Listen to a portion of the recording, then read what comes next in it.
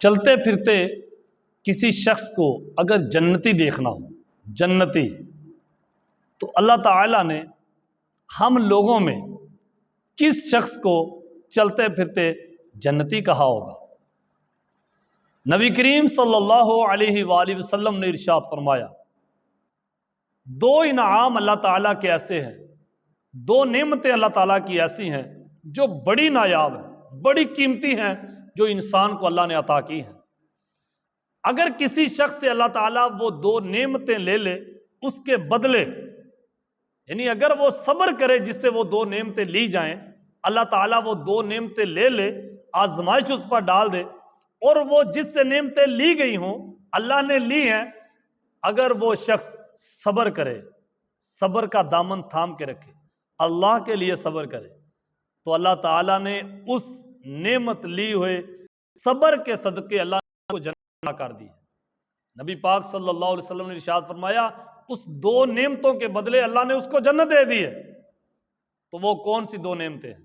وہ دو نعمتیں ہیں دو آنکھیں، یعنی وہ شخص جو نابینا ہے، جس کی دو آنکھیں نہیں ہیں، وہ مایوس نہ ہو، اس لیے کہ اگر اس آزمائش سے نکل گیا یہ انسان اور اللہ کے لیے راضی رہا، اللہ کے لیے اسی پہ خوش رہا، تو آپ کتنے خوش نصیب ہیں، کتنے خوش نصیب ہیں کہ تاجدار انبیاء محبوب کبریا صلی اللہ علیہ وآلہ وسلم نے 1400 سال پہلے آپ کو جنت کی خوشخبری دے دی، جنت کی بشارت دے دی، لیکن آپ بس اپنے رب کو نہ بھولیے، رب کے احکامات کو نہ بھولیے۔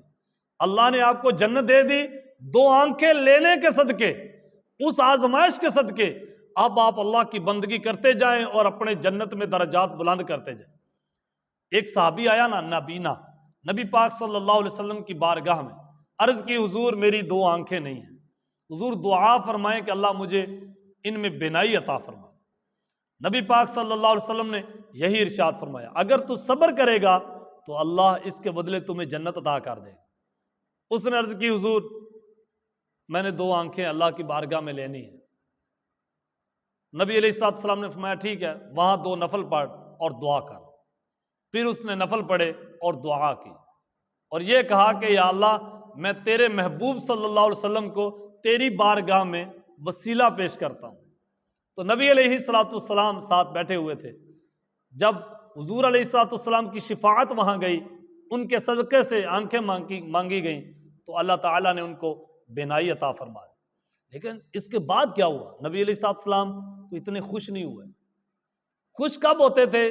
خوش تب ہوتے تھے جب انسان ثابت قدم رہتا، جب وہ صبر کرتا تو نبی علیہ السلام بڑے خوش ہوتے۔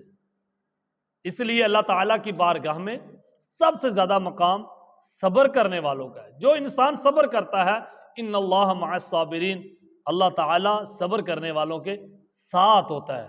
جو نابینے ہیں، جن کی آنکھیں نہیں، یا وہ لوگ جو مسلسل بیماری میں ہیں، تو حضور علیہ السلام نے فرمایا ہر بیماری گناہوں کا کفارہ ہوتی ہے۔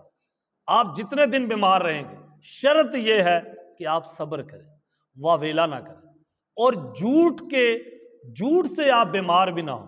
نبی علیہ السلام نے ارشاد فرمایا جو شخص جھوٹا بیمار ہو اللہ تعالیٰ اسے سچا بیمار کر دیتا ہے، یعنی جو جھوٹ بول کے بیمار ہو، یعنی اگر کسی کا بیمار ہونے سے اس کی چھٹیاں ہوتی ہیں تو بیمار ہو جاتا ہے، اگر کسی عورت کے بیمار رہنے سے اس کا شوہر اس سے محبت کرتا ہے، اس کو خرچہ دیتا ہے، تو وہ عورت زیادہ تر بیمار رہتی ہے۔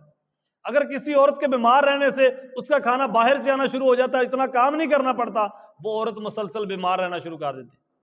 اگر کسی ساس کے بیمار رہنے سے اس کی بہو اس کی خدمت گزار رہتی ہے، تو وہ بہو ہمیشہ وہ بیمار ہی نظر آتی ہے، وہ ساس ہمیشہ بیمار ہی نظر آتی ہے۔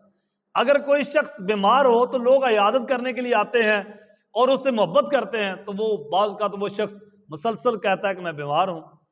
تو جو جھوٹا بیمار ہو اللہ اسے سچی بیمار کر دیتا ہے۔